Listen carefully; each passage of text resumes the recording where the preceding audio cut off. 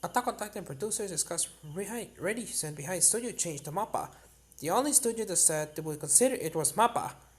In Utah's November 2020 issue, Attack on Titan producer Kinsuke Tateishi, Toshihiro Maeda, and Tatsuya Kinoshita addressed the reason behind the staff change for which studio to MAPPA for Attack on Titan the final season. The responses are translated into English below. Note that their communiques contain spoilers for the anime until this point.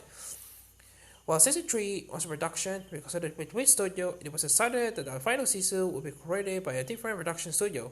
One of the reasons is because the end of Season 3 has the protagonist gazing at the ocean, marking the turning point for the story. Also, as co-readers, we wanted the anime is to escalate even further through many talks with which studio. We understood that the continuation would be difficult, so we looked for a new studio. Kinoshita, Maeda, and divided the researching duties among ourselves, but most studios turned us down. Everyone understood what big shoes they had filled, and we were told by dozens of studios that we particularly could not accept.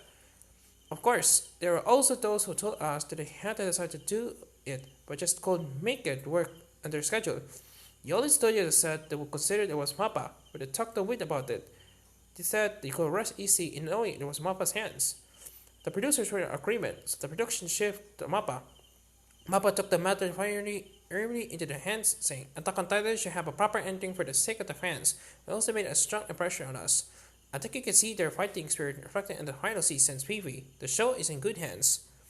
The producers have also stressed that for the sake of all the fans who have supported the series, they're determined to adapt the manga all the way until the end instead of concluding midway drum. Kinoshita said that he has felt obliged to adapt the entirety of the manga ever since the reactions to Season 1, Episode 13, where the Iron Titan seals the wall. Finally, the interview addresses how MBS has remained on the anime's production committee even after the broadcasting rights shifted to the NHK. Maeda said the MBS was not obligated to keep investing after selling out the rights to the earliest broadcast, but the sheer passion for the project overcame the business logic.